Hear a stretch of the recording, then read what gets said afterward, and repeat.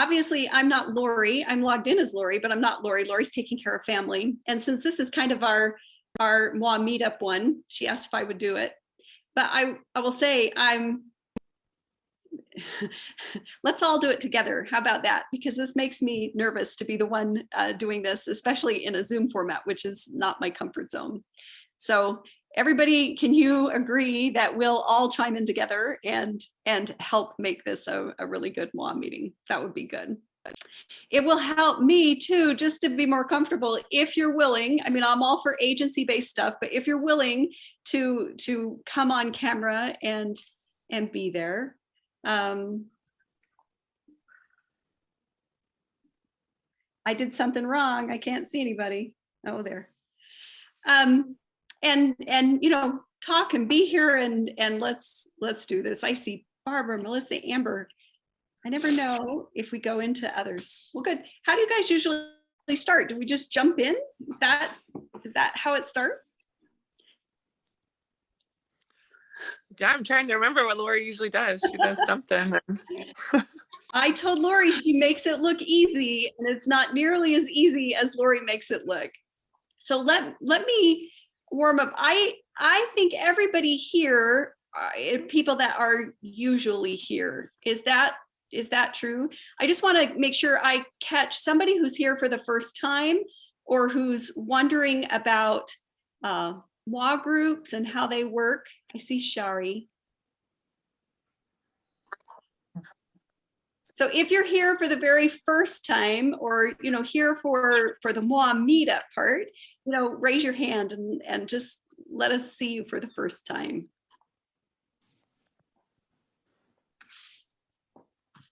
Shari, have you been here before? One time with Lori. Good. Yeah. Well, obviously I'm not Lori, and it's not going to be as good as when Lori does it, but we're gonna do it. So maybe we could just start by just talking about what's been going on, over the past week. What's been on your heart lately? Anything that's, Lori has her good 3 questions. Anything that's made you smile or kind of got you thinking this way?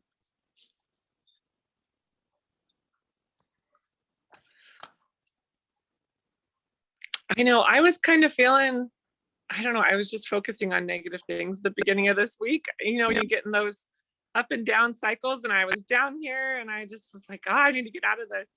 And I think I was listening to a conference talk, and it was that one with the sister from General Conference, and she was asking the young woman, like, well, how's your scripture study going? And she's like, oh yeah, I don't do that. Well, how are your prayers? Yeah, I don't do that. How's Come Follow Me study? Yeah, I'm not doing that. And I thought, well, that's why I'm down here, is because I'm not reading the stories, and I'm not practicing the things I need to be doing. And so I just started busting out all the stories, and we were reading again. And not that we weren't doing it, it was just kind of getting a little slower. And so I brought in the animals book one night into bed, and all the kids got in, and we read about a family of beavers, and it just led to such fun discussion. And then there was another story. We were waiting on everyone to come in for scripture study, and I think I'm getting a call. How do I end that? I think we lost her. It is true that when we're kind of out of things, it gets out of kilter. But when we can come back and stay in the stories and the arts and just kind of keep those things going, things are better. Does anybody else have an experience with that, where you've been out or where you've been in, and all of a sudden things come alive and you're making all kinds of connections? I'll share that I switched. Anyway, we get up early because my husband goes to work really early. And so I have some time in the morning to do some of my own things. Well, I get my high schoolers off to school first, and then I have time before I wake the younger girls up. And I was often hearing squabbling in the morning in their room before they would come out. And I was just kind of praying, oh my goodness, what can I do? Because this is a terrible pattern to wake up with contention. And I had the thought to go down there and turn on the lamp when it's just nice and dark still, and start the day by reading to them. And they love it. And so they're gradually kind of waking up, and they're in their cozy beds and on their pillows and listening. And by the time we're done with a couple of chapters, they're stretching and they're like, okay, we just barely finished Where the Red Fern Grows. And that was a book I started for my son. And it surprised the heck out of me that my 3 girls were into it even more. They just couldn't wait to hear the next chapter. Now we're reading Girl of the Limberlost, which they love. And I'm learning from Marlene another thing, which is when they have their own like thoughts and questions, I try not to moralize on everything like I always used to. She makes a really good point of they will accept the truth that they're ready for, and they'll recognize it and let them process. Because we were reading the last chapter we read of The Girl of the Limberlost. I had one daughter that was just adamant that certain characters were just so horrible and how could they possibly do that? But I could see further, I could see differently than she could, but I didn't correct her. I just let her have that. Then I had another daughter that had the opposite perspective. So it was really refreshing to hear Marlene teach us that we can just feed them the arts and let it soak in and let them come to whatever conclusions they're going to, and they'll find truth on their own. Good for you. It's hard to trust that sometimes, especially when we kind of come from that other pattern. But you've just given us a great example of the fruits of doing that. And I also appreciate that you had this problem in your life, but that you had this thought or this impression come to your mind. You acted on it and it changed everything. Thanks, Shari. Lindsay, you left us, but you came back. Finish your story with us. I had technical difficulties. I don't know what I get all flustered when somebody starts calling. I'm on here on my phone. Yeah, so I think I was just saying, yeah, I just started reading the stories, and sometimes I feel discouraged, like, oh, my kids aren't going to want to read the story or something. But I just thought, you know what, I'm just going to do it anyway. And just it didn't even matter what stories they were. It just led to a discussion about other things and just creating those bonds as a family. It just was so nice this week. So I was glad that we just did it, and it just felt so magical to like pull out some things we hadn't done in a while. What else was I thinking? I don't know. But this was How did you decide where to jump in? Like, I don't know. I think the Spirit just guides us when we have that desire to, like, you know, do something to feed our kids. Like Shari was saying, we want to feed them the arts. Like, I think the Spirit just guides us. Because one night I had all my kids in there except for one, and I just was like, okay, like, who am I targeting? So I feel like sometimes we pull off little fairy tales or little stories for little ones, but then my older kids are like, yeah, I've heard this, and they kind of lose interest or whatever. So I just, I don't know. This week I targeted my older kids, knowing my little kids would just follow anyway, and it felt good to connect with my older ones again through stories, where I have just been doing that with my little ones. It just felt good and refreshing. Yeah. So good. Yeah. Who else? We're just talking about how the week went, highs or lows, what brought you happiness, what stirred your heart, right? That can be good or bad, I guess. Just got you moving.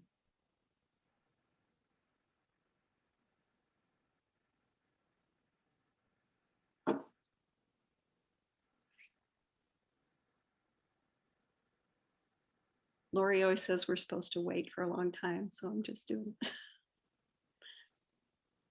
Lindsay, you popped back on a camera. I don't want to call you out. If you have something to say, I'd love to hear it. If you just pop back on camera because it was a good time, then you don't have to.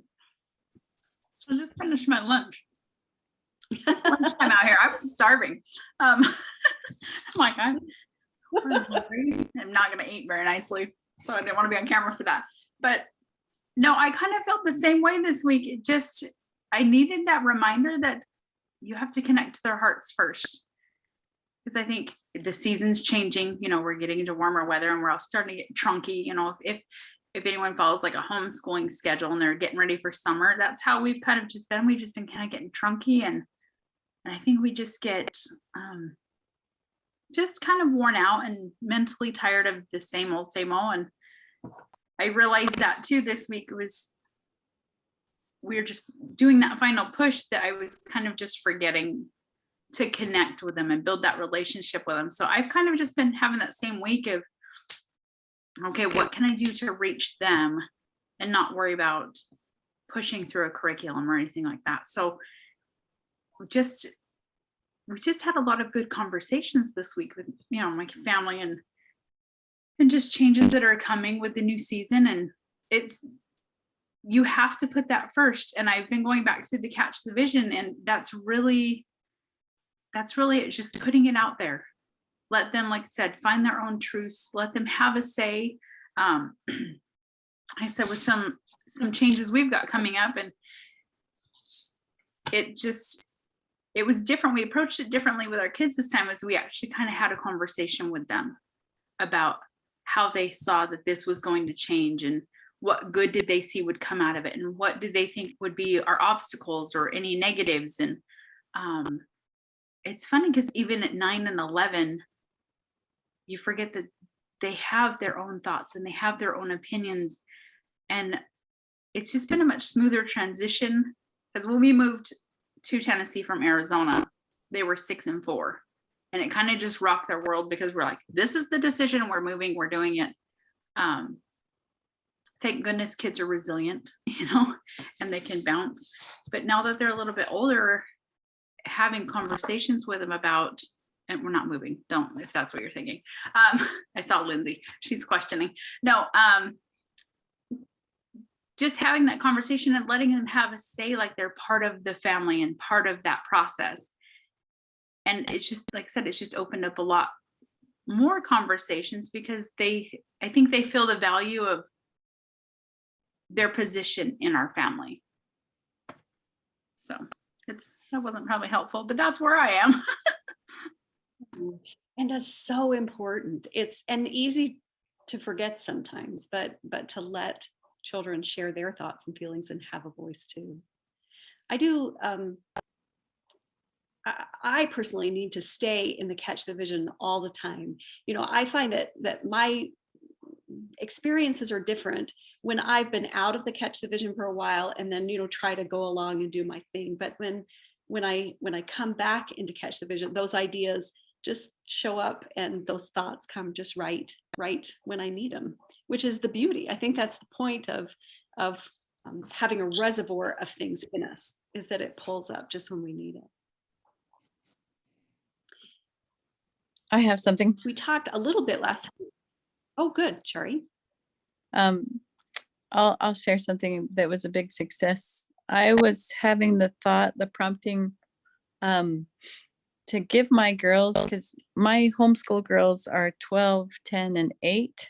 So they're at a great age to really do a lot of learning. But anyway, I had the prompting to give them a chance to teach.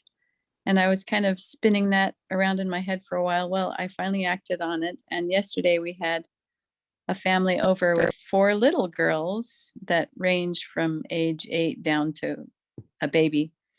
And the girls taught a geology lesson, and they did 2 activities. It was so fun. And I thought, this is so neat, because they were very, very engaged. It's not that I'm trying to get them to really understand geology necessarily. I mean, it's fun. It's a fun topic. I just bought one of the Good and Beautiful science units and was kind of looking through that for ideas, but we didn't even go exactly by that.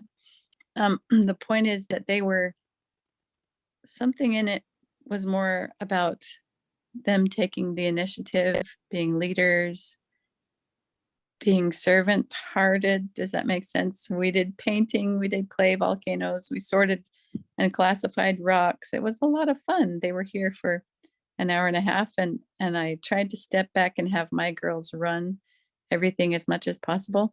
So we're definitely doing that again. We're going to keep doing that for our science things, and I'm going to let them choose any science they're interested in, and we'll just have them teach the class. Such a great example, Shari. I was just going to say the 5 things, one of we touched on those, I think, a little bit last week. Didn't Lori talk about some of the 5 things? But the one is all things in the spirit of freedom and discovery, and that's part of opening up desire. So it's just exactly what you've described, how that's working with the kids. I have something kind of going along with what Lindsay and this. I'm sorry, I don't know what the last lady that spoke. I don't know what your name is. I can't see everybody on my screen. When you say I'm sorry, just add an H. Shari. Oh, Shari. Okay. Thank you.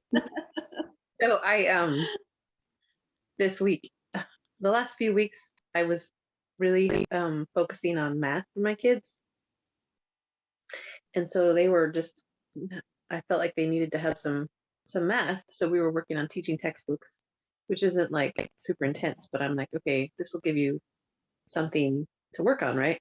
That will be helpful for you to develop, I don't know, math skills, right?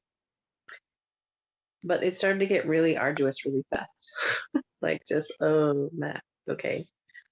And I was using it like, the kids are like, what are we going to do? I'm like, well, go do your math. You can do your math. Because I didn't have a plan yet, kind of. So it was like my knee jerk, go do your math. You can do that. And then I have a few more minutes to figure out what to do. But I realized, I mean, there's nothing wrong with it, but also it was a little bit, I don't know. It just didn't feel right in our house, with our learning. And I'm still working through that because I feel like I had a prompting to let my kids teach more, kind of like Shari was talking about. And I also had the prompting that I needed to talk to my kids. So I was listening to this thing a long time ago that talked about having like basically a meeting with your kids, your husband and you have a meeting with your children, and to be able to like talk to them about their goals. And I'm sure many of you probably do something similar, maybe. And we did that, but it was really hard with all 9 kids to fit that all in, to talk to each one of the kids and make sure that my husband and I are both there and we can make that work. But I kept feeling like this is really important. Like we really need to talk to them about what they're, what they're thinking, what they're planning, and have a time set aside to do that, like somehow. And it was kind of like we did it for a while, but then we stopped because it was complicated. And I so on Monday I was like, I'm just gonna do it. I'm just gonna talk to the kids. Like my husband can't be here, but I'm just gonna take them each one at a time and just have like a little meeting with them and talk to them about what their plans are and stuff, what they want to learn and what their goals are, and try to help them just talk through that. And so I didn't actually talk to all my kids yet, but I started with my 3 girls.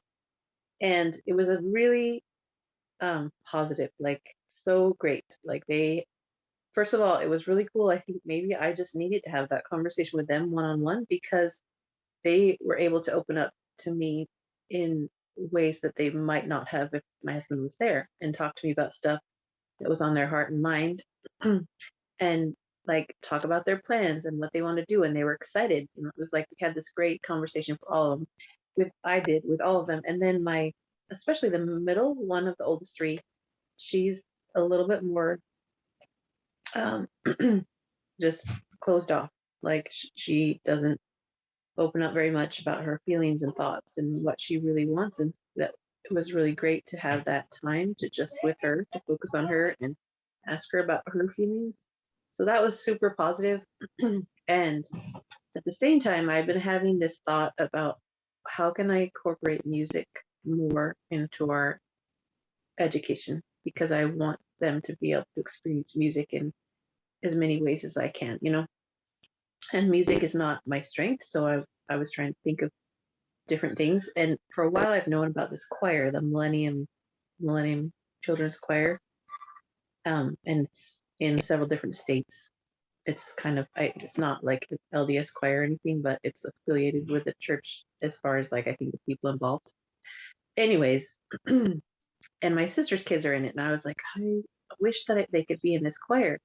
And so I had the prompting in the morning on Monday to message this gal and ask her about it because I know her kids are in the choir and it's here in Austin, the Austin area in Texas.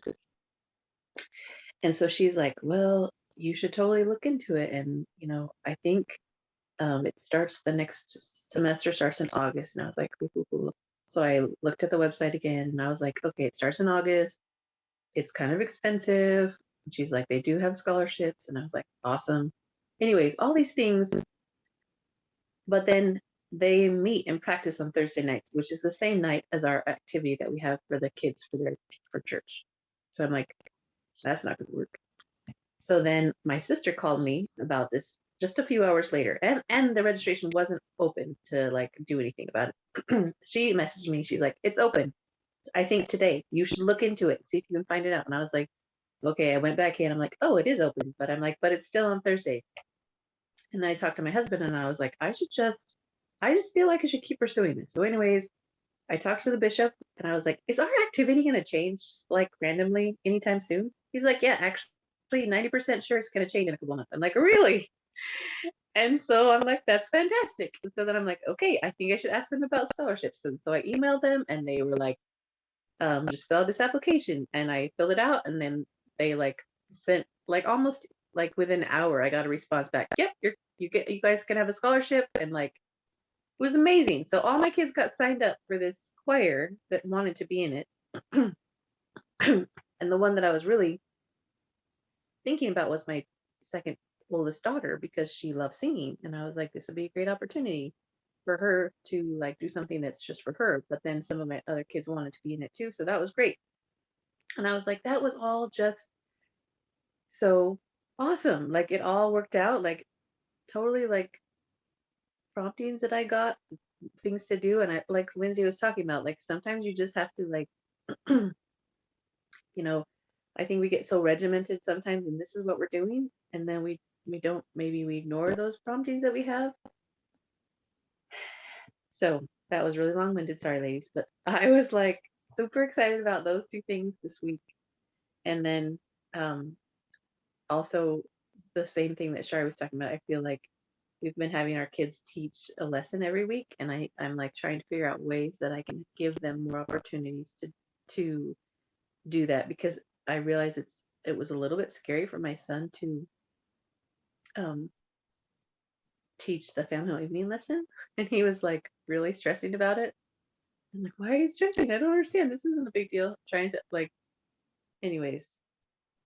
So I feel like that's something I need to figure out how to do more, and maybe just be a support. And I don't know. I guess that's well educated for stuff.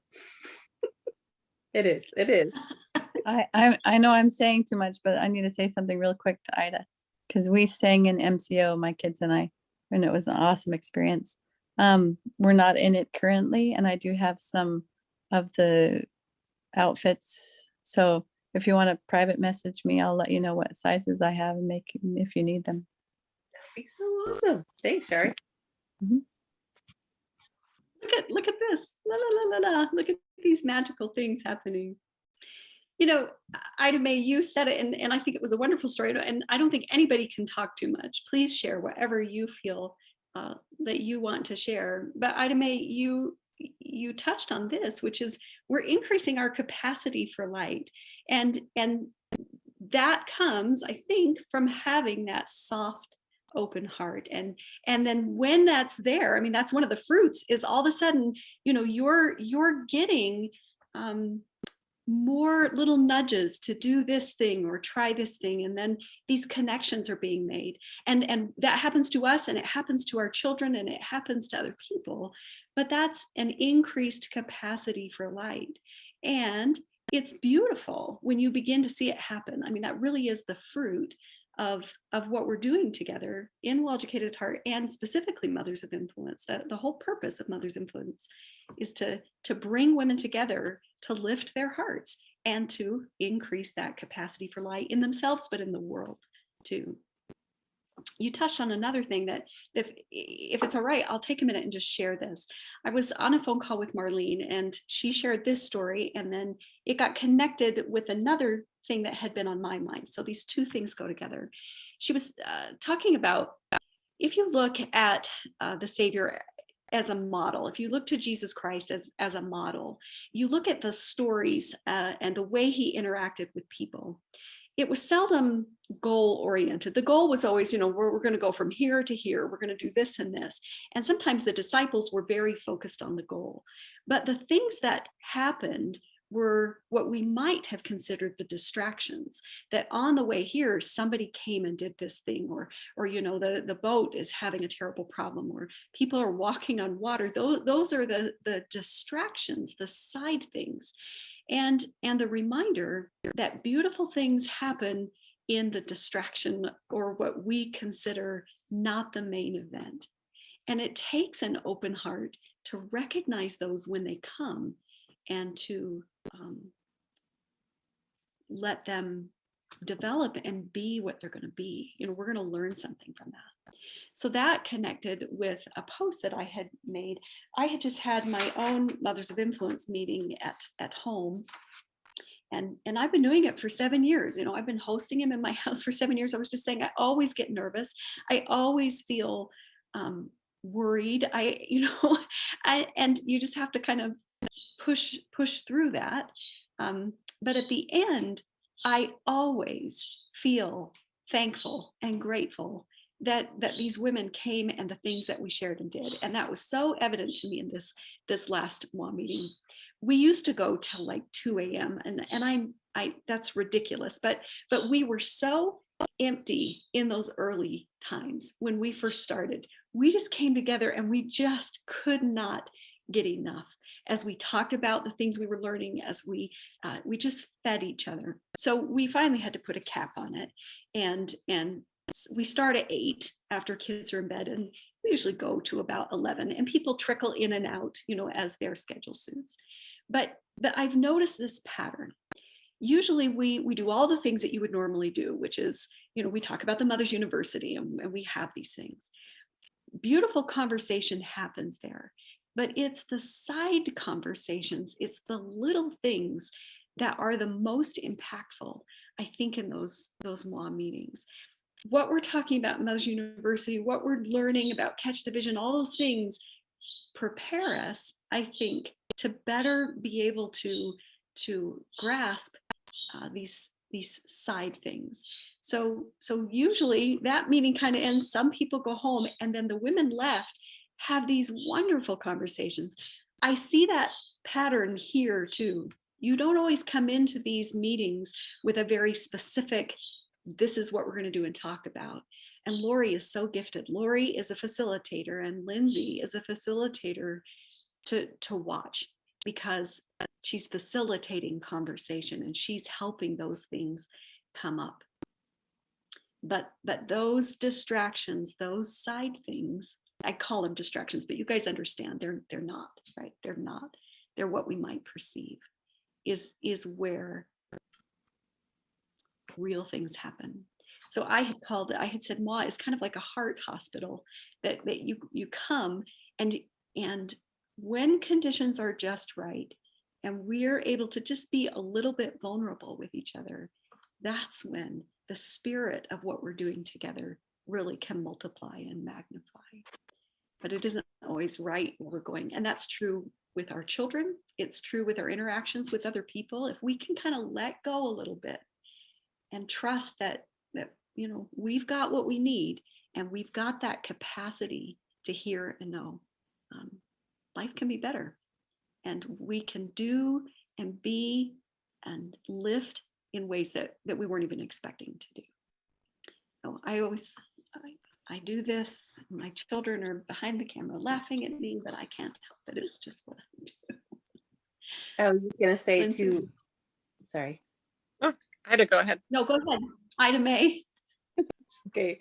I just adding to that, like, if I had just like gone full speed ahead, like, no, we're gonna do math today, instead of listening to the thought, I feel like I should just meet and talk to the girls one-on-one, and just have like little, mom mom-daughter interviews, I wouldn't have had those wonderful conversations if I was so focused on today is music day and we should do something with music or whatever, you know? And so it it is like sometimes you feel like, especially I think with homeschooling, that you're like, no, we got to get this done. We have this, you know, like you was so focused on the checklist that you don't allow those opportunities where like somebody's staying up late and having a conversation with you that needed to happen, or we need to go to the park today instead of doing the thing that we're going to do, or some, you know, like those are such powerful um opportunities, you know, if you try to, you know, listen to that spirit, I guess is what I was trying to say. Yeah. Go ahead, And you Vince. need the spirit to know the difference between the two. Sometimes you just got to do math, but sometimes there's something different. Lindsay. Yeah. Yeah, I love what you shared. Because I know a lot of you know, Lori and I are starting a Well-Educated Heart school in the fall. And when we first started planning it, the spirit just kind of gave me all of this stuff. Like I was like, okay, we're doing this, this, and this, and this. Well, then the planning side of my brain has been like, okay, so now we need a schedule. We need to know how long we're going to be doing each thing.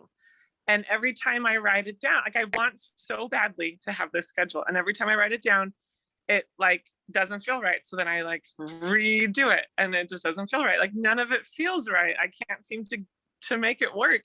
And I think it's exactly because of what you just said, Marley. It's not going to be a rigid schedule. Like we're not going to be able to be like, okay, we're done watching this little bug in the garden. Now we have to move on. Like we should be able to just keep following our hearts throughout the day. That's the whole Well-Educated Heart way, is that you do what warms your heart for as long as you need to. I love that you guys met until 2 a.m. Like I would have been like, okay, we got to end this, even though you need to do that. The other night when we sat in my bed and read the story about the beavers, it was like getting really late, like 10:30, 11, but I didn't want to like send the kids to bed yet because they were all, it was just magical. Like those moments we have in your, yeah, and you don't want it to end. So they kept them as long as I could. And then I was like, okay, well, when it finally slowed down, I was like, all right, let's get to bed now. But this is what my heart needed today, was to know that things aren't necessarily like structured. And we don't have a lot of structure in my house, so I should know this by now, but there's still things that I'm always trying to control and I need to let go of. So I have control issues. Like it's hysterical to me that this is kind of the reality that I'm living today, because I really do have control issues and I am constantly fighting against that. And that's why I think I have to stay and catch the vision so much, is to constantly remind myself, let go, let go, let go. But no schedule doesn't mean no scaffolding or no plan either. I mean, there's a time and a place, but we still have vision of what we hope to accomplish and you know, a little bit of an idea. But it's that capacity to know this is a good moment. We're reading these little stories on the bed. It's 10:30. This is a good moment. Let's let it linger, versus just being so rigid. You know, this is going to be out on YouTube, so I hope my sister-in-law never digs in enough to find this, but she has to eat at 5:30 every day. And if she does not eat at 5:30 every day, you know, bad stuff happens. And so if we're traveling or whatever, you know, we're finding food at 5:30. Now that's just her personality. That's okay. But I'm a little more loose and free than that. You know, I just don't want to be that tied to something. Now I feel like I've disparaged my sister-in-law, and I certainly don't mean to. She's lovely. I feel like I'm saying too much. Can I say something else though, real quick? The structured time, not content, from TJ Ed. That's really helpful to kind of understand that concept, because we don't want to just go and not have structure, because I have the same challenge of balancing like how much structure and how much not. Anyway, structuring time works really well. Also, from conference, my really big take homes from President Nelson were about control. Lori, wait, not Lori. Your name isn't Lori. What's your name? Marley. Marley. Okay, it says Lori on Marley. your screen. But I from know. conference, my big take homes from President Nelson was about control. But he said, what can you control? Yourself and your time and your actions, right? And he actually really, really pushed and encouraged us to really hone in on those things, which is you, not them, right? So we do have tons of opportunity to have control, I think. And I think, where do you look? Do you look this way? Are you looking up? Or are you looking to other people, you know, oh, they do this little planner, or they do this little thing. But if you're looking up and you know, capacity for light, capacity for spirit, it can help you determine what are those things that need to be there. And they change all the time. Sorry, and you can't talk too much. Really can't. Melissa. I kind of want to go back to these side conversations you talked about, these side moments. This last week or two, I've kind of just happened across things from some different time periods. I've started reading a book about the Japanese internment camps during World War II in the United States. And one of the things that came out as I started reading that was that the family unit and the culture of the family unit for the Japanese Americans was dissolved because of those camps. Because in the past, you'd sit down at dinner together, your father worked, your mother took care of the house, you'd have those moments helping your parents, you'd get your schooling, you respected your elders, and ancestry is very important in the Japanese culture. And when they got into these camps, you didn't have to work, you didn't have roles, you didn't have jobs, you just kind of hung out all day. You might have something you have to do, but the youths, you hung out with your peers. The dads all hung out and talked together, the moms all hung out together, the youth all talked together, the kids all played together. And they ate with their peer groups instead of as families. They didn't have roles, and it basically dissolved that family culture for that entire group of people over those years. And so afterwards, the younger generation didn't care as much about the seniors as they had in the past or their ancestry, and they were more peer oriented instead of more family oriented. And I was pondering on that, and how, what it was specifically about that. Was it that they weren't eating together? That doesn't seem necessarily, like, food isn't what brings people together in that emotional sense. And I was like, was it working together? Is the work the important thing? And I also started reading a book about the depression, and just little stories, like 2 or 3 paragraphs from people. And it talked about how all these hobos were going around and nobody was scared of the hobos, which was a shock to me in my head. Like, if a hobo came to my door, I'd be like, what are you doing here, kind of thing. But they just kept talking about how the hobos were my doctor. The hobos were my brother. The hobos were the teacher down the street, because they couldn't get work. They were all just traveling. And since they were our family, our family was traveling too, looking for work. And how these men, they'd always have a job available for these men if they were looking for food. So they say, oh, yep, if you need a meal, great, go chop some wood and we'll get it ready for you. Or the windows need cleaning, we'll get some food for you, to keep that pride. And again, I was like, is it the work that was important here, or what was it? And thinking about COVID and how that's changed things. And I think it's those little moments in between the work and between the meals, and between, it's that time together where you have those moments in between where you talk and you catch up and you connect, that changed in all of these different situations. With COVID, we didn't have that time to connect. Everyone was isolated and taken away, which is why this group is the way it is, Zoom to connect. But in those internment camps, those people weren't able to connect in the same way. They weren't in the same social setting. And so those connections with family and different generations were lost. The moments in between where the grandmother would teach the daughter something about sewing or cooking or wisdom were lost because they weren't connecting anymore. They weren't working side by side to have those moments. So I don't think it's the work. I don't think it's the food. I think it's doing those things together created those side moments, those in-between moments, where those connections were made, where that wisdom was passed on. And that's the heart stuff. That's the stuff that connected the people. and all of that changed in these different situations in different ways. So I love that thought because kind of just been playing around in my head. I think that's one of the pieces. So interesting, Melissa. What book are you reading? Will you put that in the comments? Yeah, I'll grab them and put them in. We read Journey to Topaz as a family last year, and it was really a powerful book. Does anyone have any thoughts on what Melissa has said? Do you agree or have a different viewpoint? You know, Gordon Neufeld What is- talks about that in his book. Hold on to your children. Mhm. Sorry, can you hear me? I don't know if I It's can. Hold On to Your Kids. I love that book. Yes. I'm reading it right now. I love that book too. But he talks about rituals, like family rituals, right? So it's like part of, it's not the food, it's having that ritual. And in those rituals, we have those opportunities for conversation, right? Like those, how was your day? And like that's this kind of, it's like a family culture. You build this family culture. So when you do these things, this is your family's culture. And when all of a sudden that's shifted because you have all this stuff going on, maybe like in the internment camps,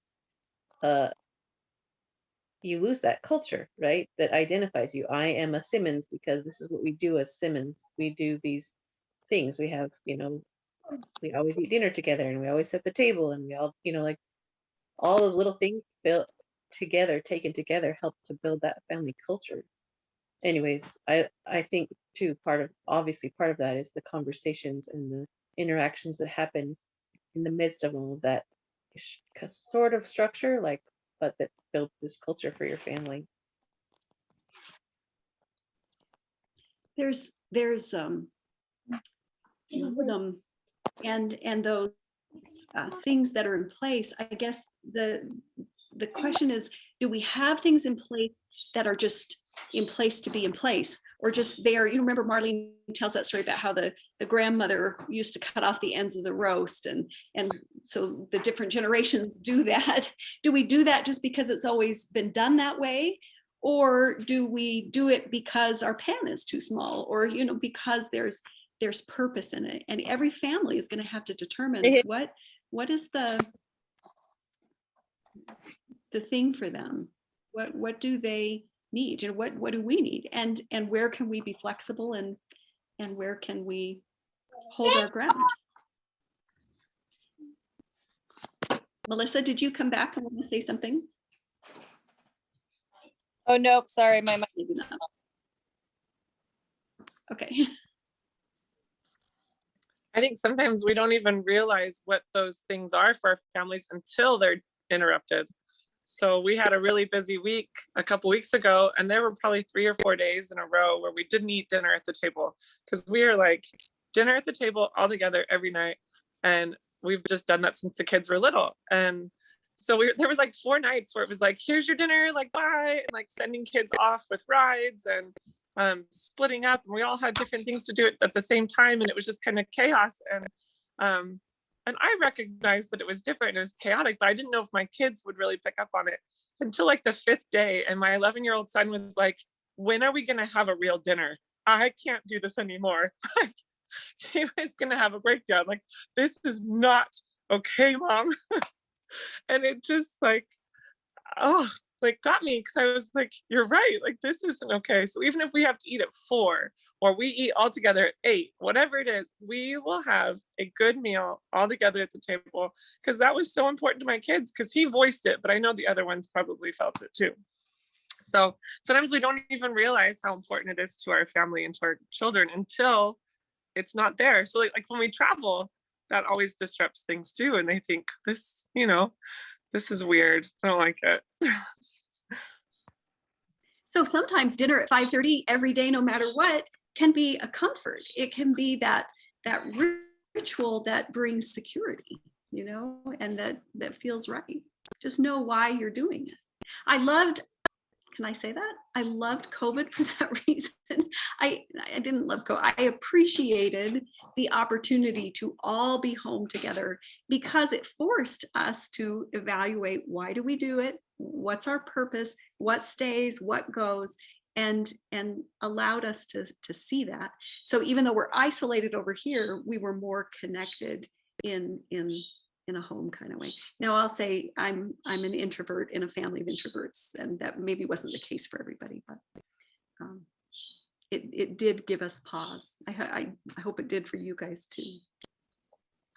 We loved it. And I feel like I kind of feel guilty because at the beginning of it, I was like praying that it would last long enough for it to like feel really good. And I wanted other people to have to stay home and feel this too. So I was like, please make this last like at least 3 months. It went a little longer than I was thinking, but that was good. And there were some terrible parts of it too. You know, you certainly are worried for people who are suffering because of what happened. But another reminder that the Lord can turn everything for good. You know, even the worst kind of situation can be turned to work for our good in some way. I love that. Remember when President Nelson said, please don't rush to fill up your schedules again? Yeah. And yet, I don't know how far in the past that was. It's probably different for all of us, but it feels like schedules are full again. It feels like when I look around my neighborhood and even in my own life, you know, things are full again. How quickly we jump from one to the other. But that funny. capacity.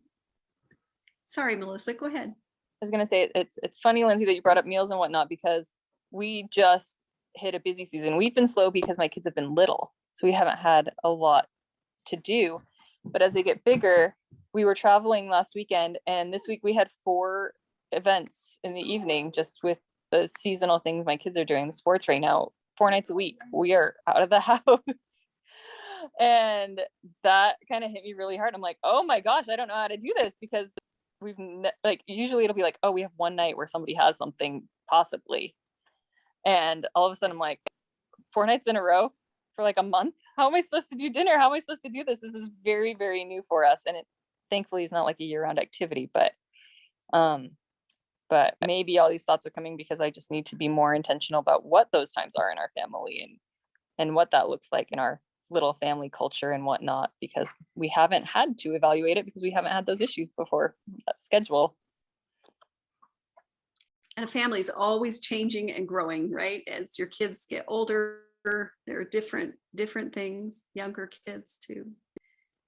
I'm going to turn the time to Linnell in just a minute, but I want to make sure if there is anybody here who came with a question about mothers of influence groups, how to form a mothers of influence group, or needing support with their group, that I leave time to just address that with some really wise women.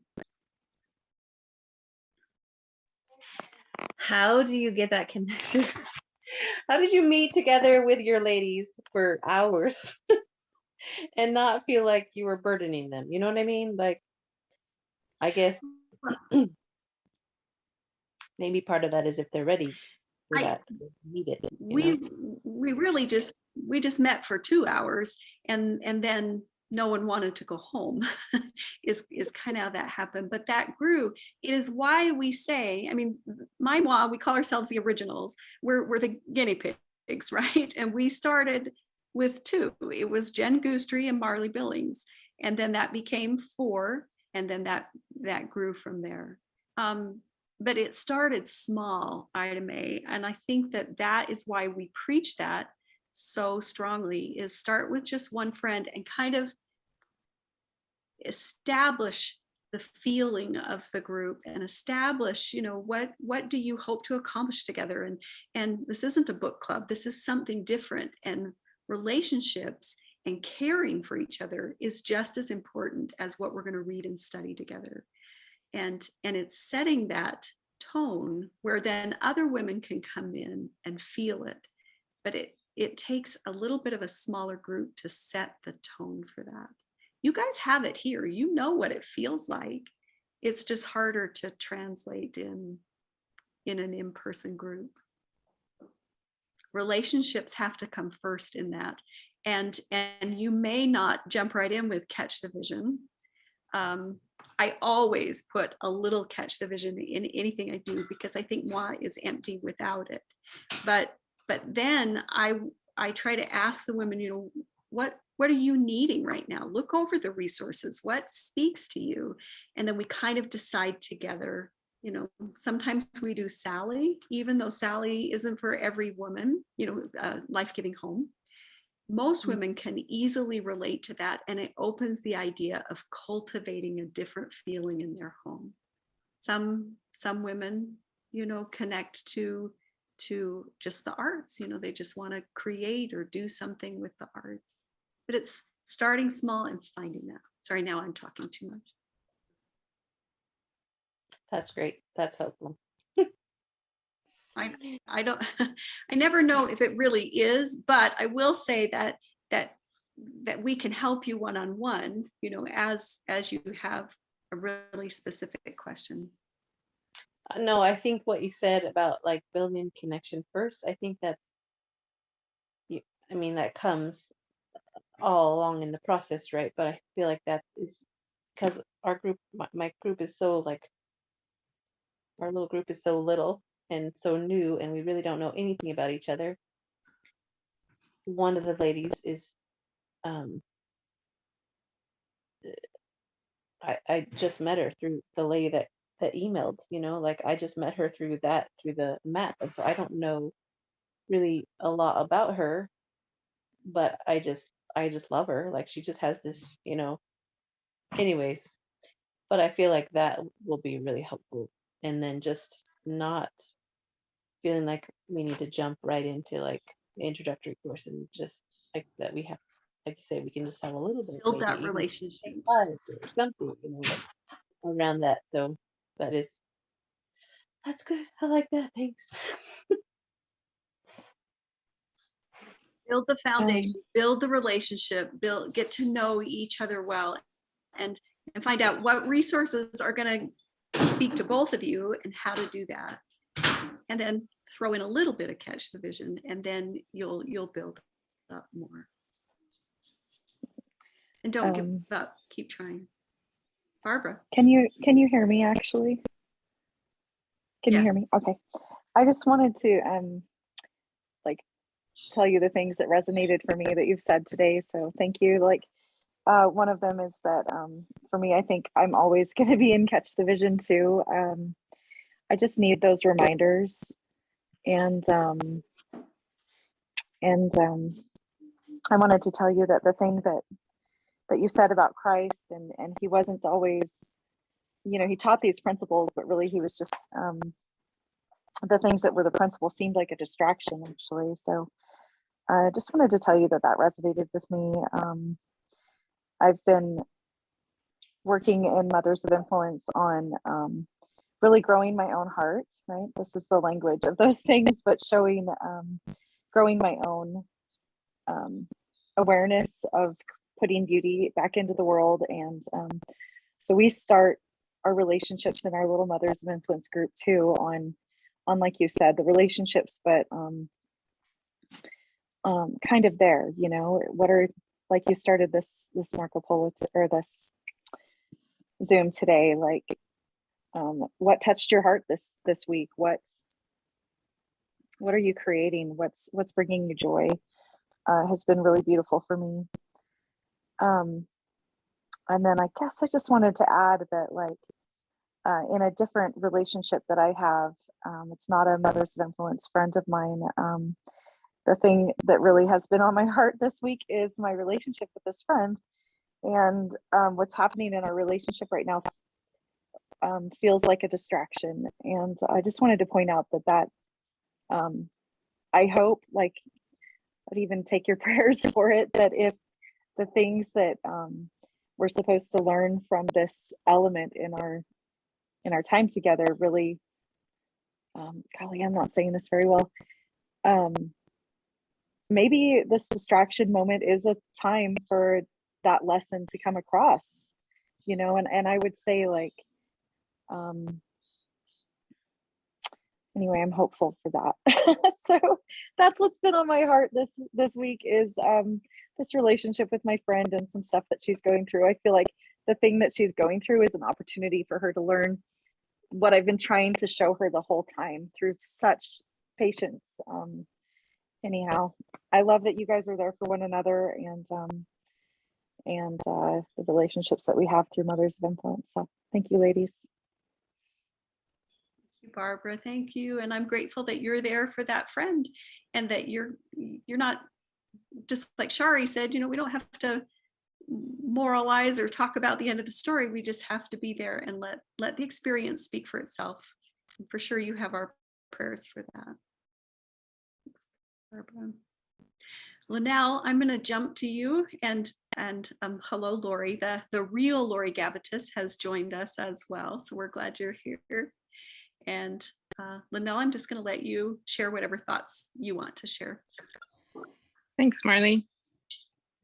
I too appreciated that. As Barbara was saying, your insight about the distractions and the Savior. And actually this morning I was trying to help my daughter take a bath. And I have a lot of things to do on my to-do list today. We've got company coming and I've got to make dinner and clean the house and so many things. So that's like my end goal. And I was seeing her as a distraction, that you are inconveniencing me because you don't want to shower and you're taking so long and this is hard. And I actually received an impression in the moment that, no, this is exactly what you're supposed to be doing. This moment with your daughter is exactly where you need to be. And that calmed my heart. And it doesn't matter if the house isn't clean or if the dinner isn't made or I have to change the dinner or whatever, because what's most important is that I can have that relationship with my daughter. Thank you. And so I'll be thinking of that a lot. And I know that to be true, that Jesus Christ was a good example of pausing. Like, that end goal wasn't the most important. The journey, the relationships along the way were important. So thank you for sharing that. And I also wanted to just take a moment to appreciate you, Marley, and being here and being brave and facilitating our discussion for us. Because you started off saying, I'm not Lori and I'm scared and I can't do this and I don't know how, and you just did it beautifully. And you're a natural at it because you know how to have conversations and you know how to reach hearts. And I feel like because of all of the heartwarming that you've done for yourself, you're able to just connect and to respond and to validate and to just add your own thoughts. And you did it beautifully. And so that reminded me of a conversation we were having on Marco Polo about Marley's dream and the Belam Art Center and how she has this list of skills and talents and people that she needs, these members of her orchestra that she's looking for, people who are already practicing their part, and she's just gathering them. And everyone who commented on it said, I can't do anything, I can clean, I'll be the janitor. I don't know how to do any of that stuff. And so I was like, wait a minute, what is this list? This must be an absurd list. How can all of these women who I know who have amazing skills and talents say that all they can do is clean? And so I watched that and I thought to myself, no ways. These ladies have so much to offer. They have so much to give. And they're exactly the kind of people that Marlene is looking for. So often I feel like we don't see what we have within us that is beautiful. We don't acknowledge or recognize or admit that what I offer is good and it's worthy and it's enough. And just last night, I had the opportunity to help the Relief Society, the women of men and women in my church congregation to prepare a song to sing for a regional conference, a state conference.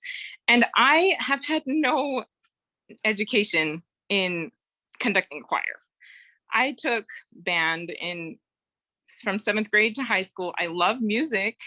I've done a little bit of my own music. My heart loves music, but I went and I loved it. And for them, I was good enough. The talents that I've developed and what I had to offer was good for them. And so if we can just look within ourselves and realize that I'm good and what I have to offer is good and I have beauty and the world needs the beauty that I have, I think that's when Marlene's dream will start to come to pass, when we believe in ourselves and when we believe that who we are is exactly the part that Heavenly Father needs for us to play. And we just show up and we play our part. And so I just wanted to share one of the, I pulled up the transcript of one of the videos that Marlene shared. I think it was the 5 things, which by the way was beautiful. And if you haven't watched it, go watch that. It's an hour long, but well worth your time. And so this is the end of that video. She says, what we are attempting to do may seem impossible, but in the strength of the Lord, we can do all things. A mother brought her young son to watch the great Polish pianist, Paderewski, perform. Their seats were near the front of the concert hall. While waiting for the performance to begin, the mother visited with friends and didn't notice her boy slip away. The lights were dimmed and a single spotlight shined on the grand piano on the middle of the stage. It was only then the audience noticed a little boy seated at the piano trying to pick out the melody of Twinkle, Twinkle, Little Star. Before the mother could rush on stage, Paderewski appeared and walked over to the piano. He quietly whispered in the boy's ear, "Don't quit, keep playing." The master then reached down with his left hand and began playing the bass part of the song. Soon, his right arm reached around the other side, encircling the child, and added a running obligato. The crowd was mesmerized by what they saw and heard, master and novice performing together as one. In our lives, unpolished though we may be, it is the master who surrounds us and whispers in our ear time and time again, "Don't quit, keep playing." And as we do, he augments and supplements until a work of amazing beauty is created. He is right there with all of us, telling us over and over, keep playing. The heavens are watching. Angels stand by, ready to assist. So keep playing.